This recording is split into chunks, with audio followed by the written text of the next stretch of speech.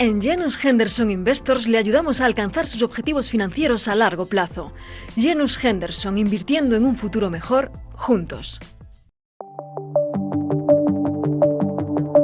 Bienvenidos a un nuevo episodio de En Acción, el podcast imprescindible para entender la dinámica de los mercados y tomar decisiones acertadas a la hora de invertir.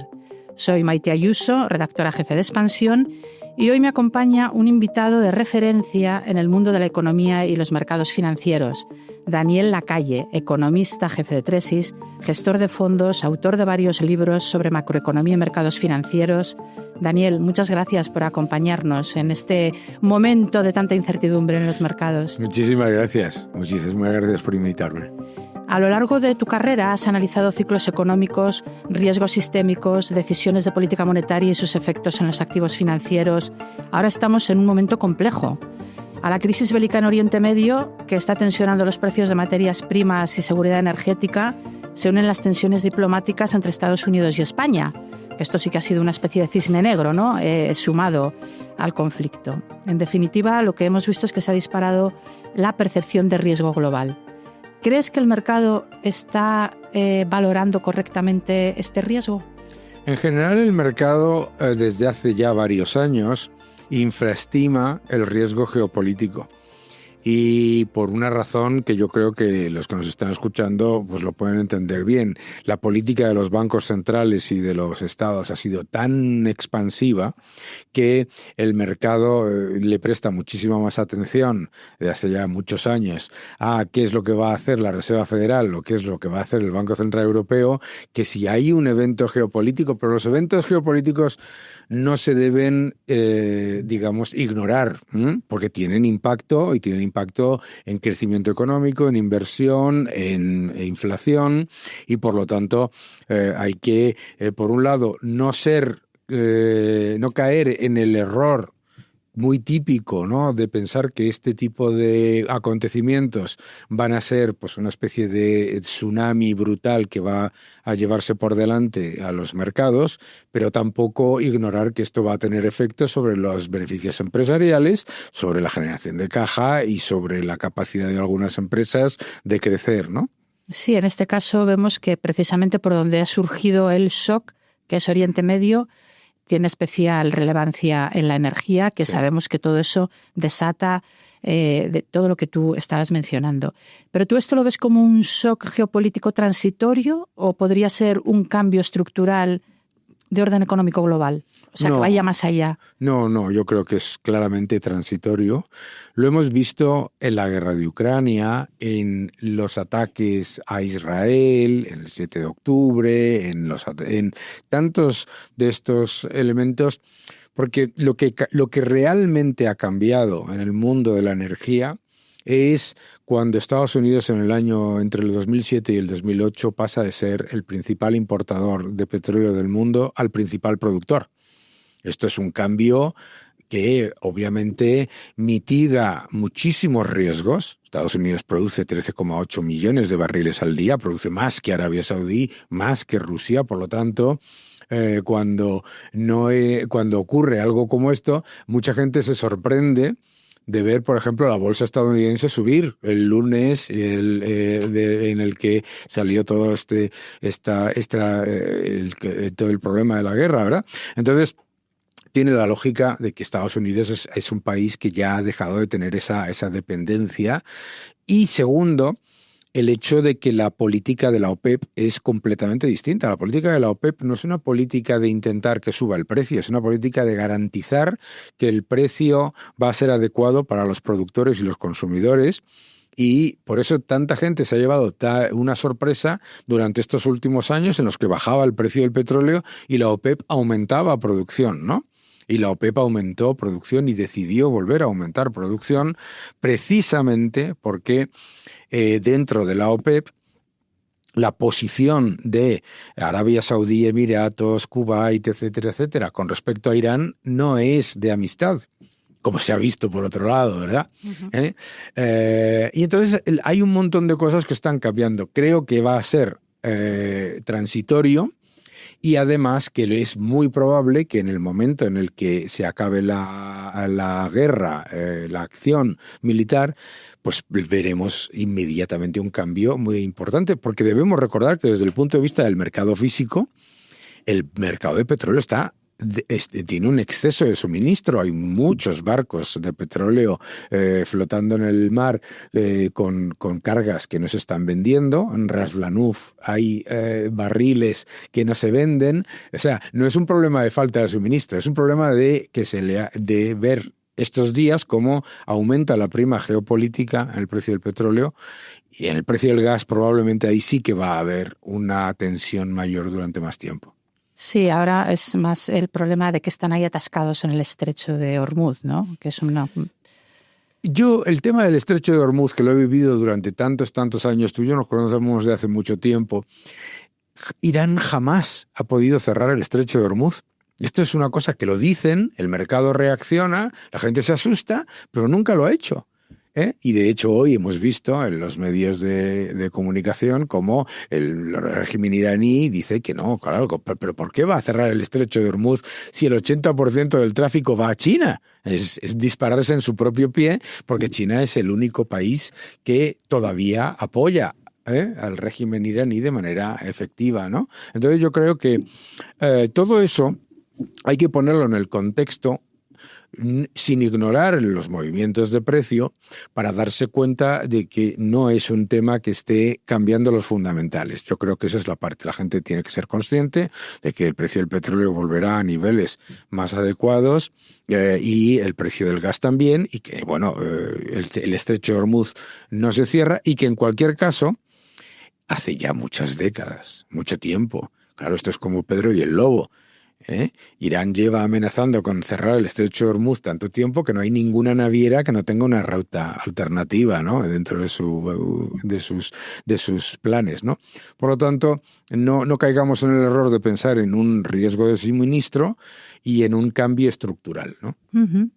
A esto se ha añadido esta tensión diplomática surgida de repente entre Estados Unidos y España, con un impacto potencial en empresas, en la bolsa, en la renta fija. ¿Tú crees que esta tensión que ha surgido diplomática entre los dos países es una amenaza real o es más ruido político? No, es una amenaza real.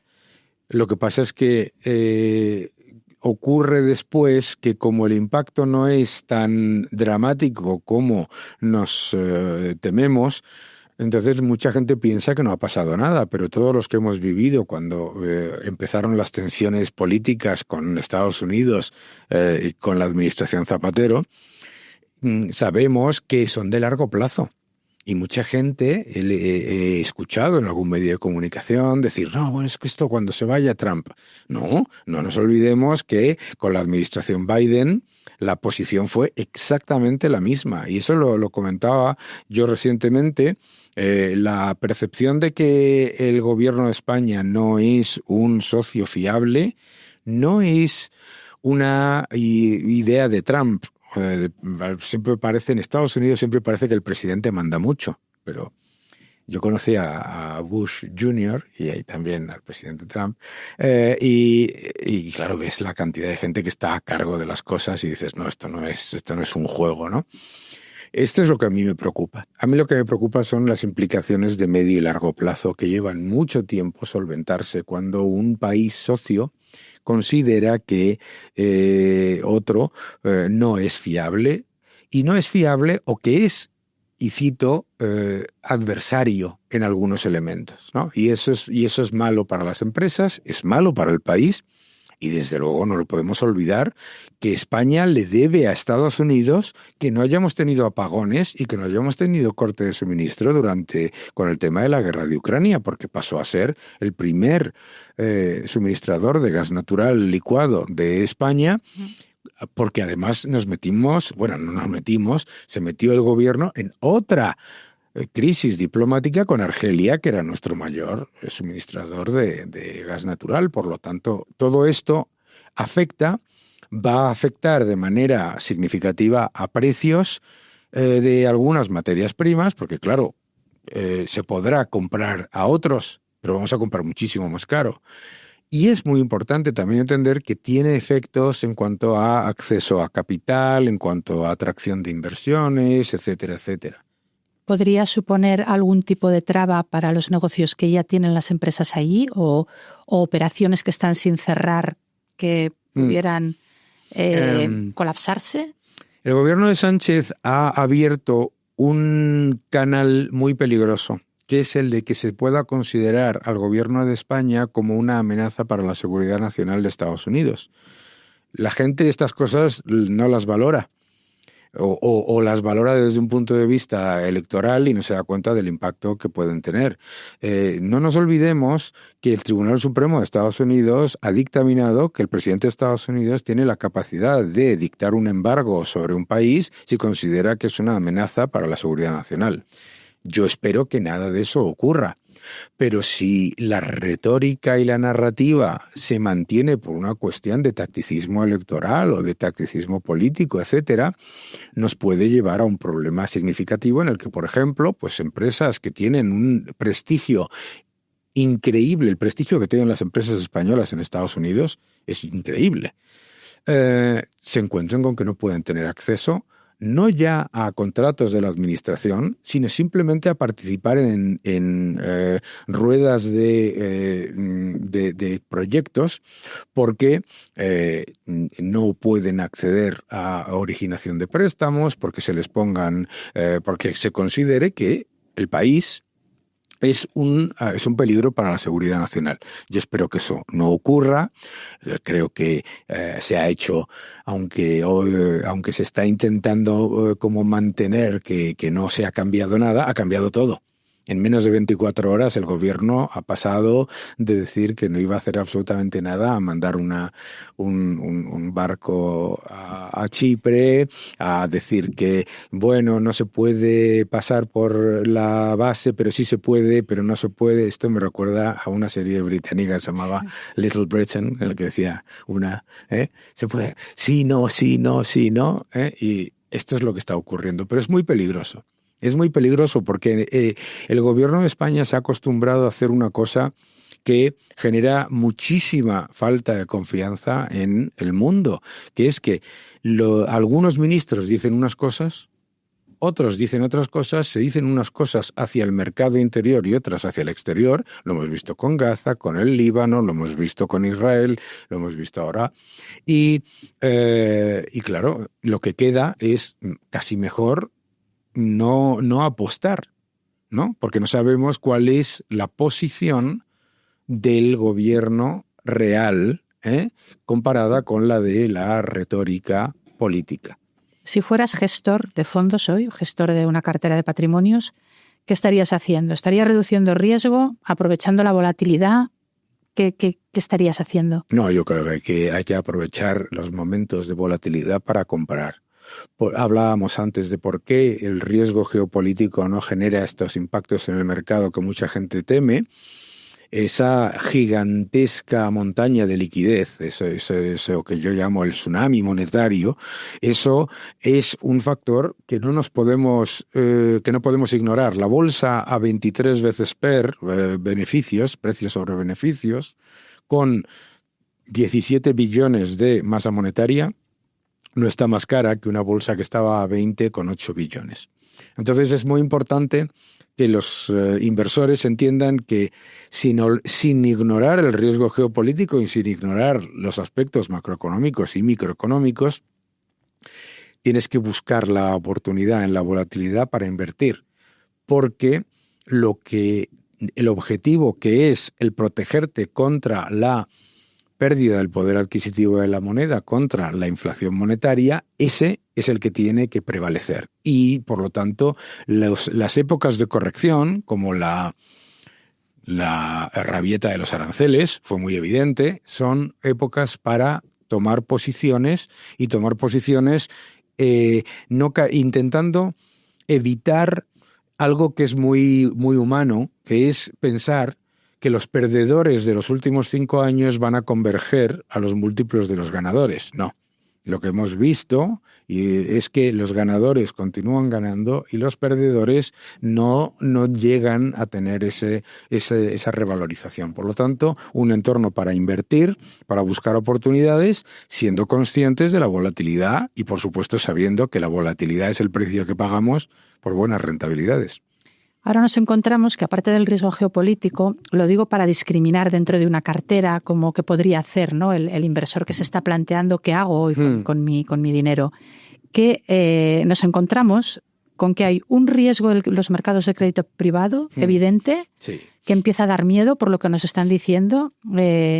El CEO de JP Morgan, Jamie Dimon, decía: son cucarachas. Ana Botín ayer lo describía como medusas, sí, pero lo cierto es que es un riesgo real. Hemos visto que está habiendo quiebras en MFS, Blue Owl el otro día. O sea, cada uno en un sector, pero está viéndose ahí la punta del iceberg de un problema que no alcanzamos de conocer del todo. Y además de eso, tenemos todos los riesgos que hemos visto por la sobrevaloración teórica, dicen algunos, de la inteligencia artificial y lo que se está invirtiendo. Entonces tenemos 3 focos muy gordos: el geopolítico, el de los mercados de crédito privados y el de la inteligencia artificial, que son dan un poco de miedo, ¿no? Sí. ¿Cómo se puede actuar en ese entorno? Lo primero es darse cuenta de que, claro, uno de los elementos que genera más volatilidad y riesgo es el hecho de que mucha gente piensa, por ejemplo, pues que la deuda soberana tiene menos riesgo. No, la deuda soberana tiene más riesgo. Si hay un evento geopolítico, el diferencial que te da la deuda soberana con respecto a la posible cambio en la tendencia de inflación, claramente es tan bajo que inmediatamente no te protege la deuda soberana. Entonces, a mí, ¿por qué me gusta que salgan estas noticias y que el mercado sea consciente de ello? Porque eso es lo que evita que se genere una crisis. O sea, nosotros, las crisis que hemos vivido, y hemos vivido unas cuantas, pues, ¿de dónde vienen siempre? De la complacencia. Las crisis no vienen cuando estás, Dios mío, he escuchado, y con toda la razón, a Ana Patricia Botín o a Jamie Dimon hablar sobre estos riesgos, sino cuando piensas, estos no son riesgos. Esto es una maravilla, esto no puede bajar, esto no puede... Entonces, me parece maravilloso que la gente tenga una percepción de riesgo en la inteligencia artificial. Me hace gracia, ¿no? Porque claro, me hace gracia que la gente piense que los hiperescaladores, Amazon, Meta, etcétera, van a endeudarse mucho a una vez EBITDA, ¿no? Una vez sobre beneficios operativos, y decidan trasladar capital de esas empresas a otras que tienen el triple de endeudamiento. Yo creo que lo que tenemos que darnos cuenta es que hay 2 elementos en donde hay mucho riesgo. En lo que se percibe como menor riesgo, siempre. ¿De dónde han venido siempre las crisis? De los activos donde la gente piensa que hay menor riesgo. ¿Por qué? Porque es donde acumulas exposición a ese riesgo, el inmobiliario, etc. Ahora, ¿dónde están esos riesgos? Uno, en la renta fija soberana, una complacencia brutal que a la mínima, además, caso Japón, Reino Unido, Francia, te salta, y para generar un poco de rentabilidad en renta fija soberana tienes que pasarte mucho tiempo, ¿no?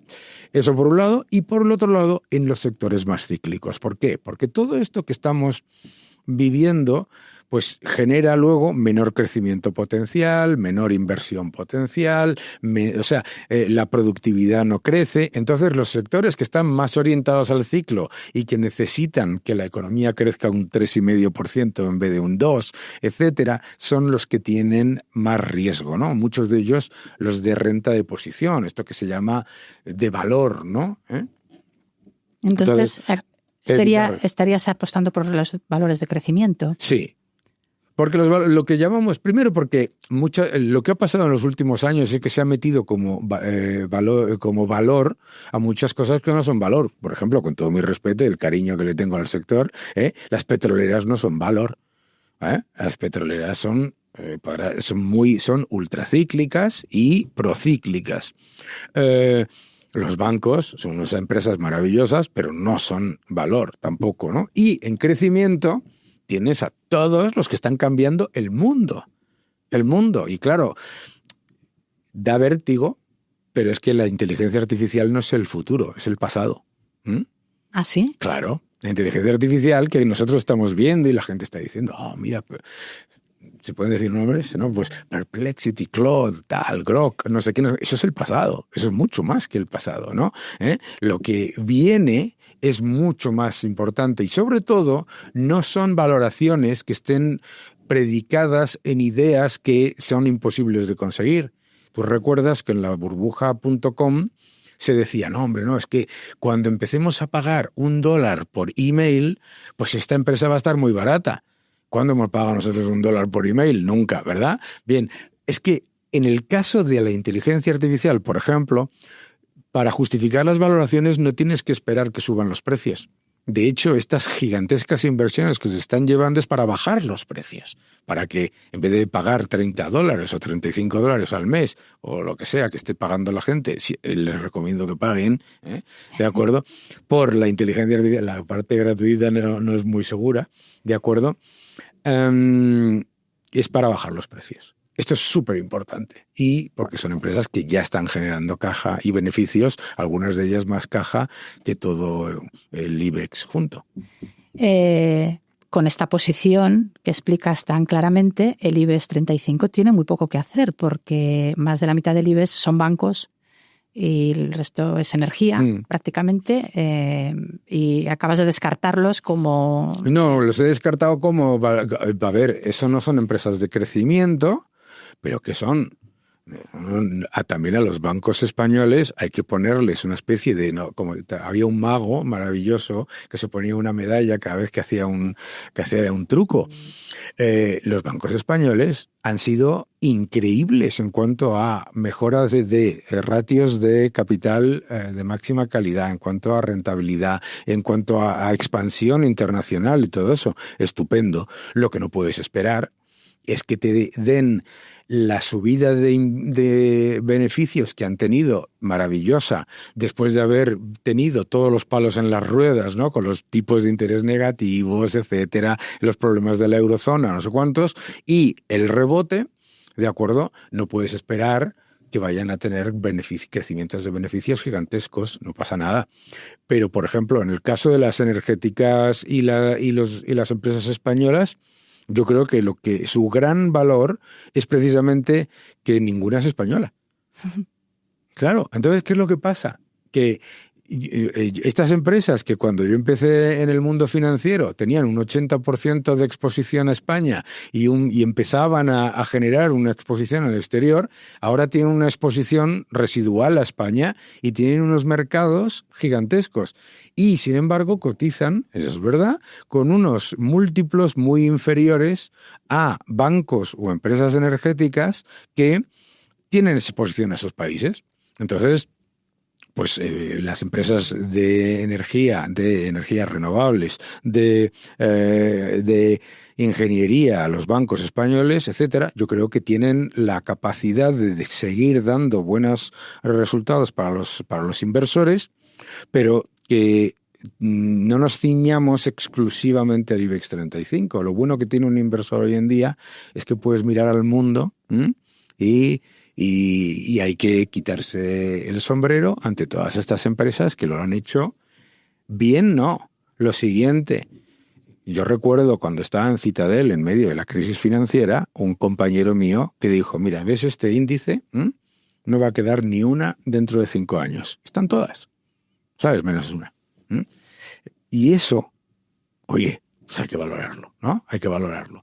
Pero yo creo que el inversor no debe tener una exposición no debe tener sobreexposición a un índice tan, digamos, pues limitado como es el IBEX o como es el CAC, ¿sabes? Yo creo que hay que estar más expuesto pues a Estados Unidos y hay muy buenas oportunidades, pero sí que hay que estar expuesto a Estados Unidos y mercados desarrollados, sobre todo, creo. ¿Y criptos?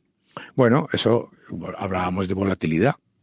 Cuando invertimos tenemos que ser conscientes de la volatilidad. Si eres consciente de la volatilidad, Bitcoin es una criptomoneda que ha pasado de ser una startup de moneda a ser un quinceañero ya fuerte y con bastante capacidad de generar su propia liquidez. Pero todavía la inmensa mayoría de la liquidez del Bitcoin es el dólar. Entonces, si el dólar, como ha pasado desde junio, o no se mueve o se revaloriza como ha pasado estos días, el Bitcoin obviamente va a tener una fluctuación significativa. Pero me hace gracia cuando la gente me dice, se ha desplomado a 66.000, ¿sabes? Que viene de cero, que yo lo he visto pasar. No, hombre, no puede subir de 2.000. No, hombre, no puede subir de 3.000. Yo creo que siendo conscientes de la volatilidad, sí. Lo que pasa es que si un inversor tiene una cartera prudente y tiene un capital limitado, tiene que ser muy consciente de los dientes de sierra y tiene que ser muy consciente también que si es una persona que sufre de ansiedad cuando ve que el mercado cae un 1,5%, como ha pasado con la guerra, ¿no? Pues entonces no debería comprar Bitcoin, ¿eh? Yo creo que eso es lo que hay que hacer. Pero yo creo que Bitcoin es una alternativa a la destrucción del poder adquisitivo de las monedas fiduciarias. El oro también, hay que tener oro por encima de todo, porque el factor fundamental a la hora de invertir es darnos cuenta de que el dinero que tenemos ahora mismo, el mayor riesgo que hay es no invertir. El mayor riesgo que tenemos no es que la bolsa sube o baja, sino que si tienes el dinero en depósitos, hay una mano que te está quitando ese dinero todos los días, que es la inflación y los impuestos, que es lo mismo. La inflación es un impuesto escondido, ¿no? Pues nos quedamos con esta recomendación que me parece clara y positiva. Hay que estar invertidos. Vigilar los riesgos, pero estar invertidos. Muchísimas gracias, Daniel, por todas tus aportaciones, que tendremos muy en cuenta. Muchísimas gracias a vosotros. Esto es En Acción, el podcast para el inversor inteligente de Expansión, dirigido por Amparo Polo y editado por Cristina Rojas.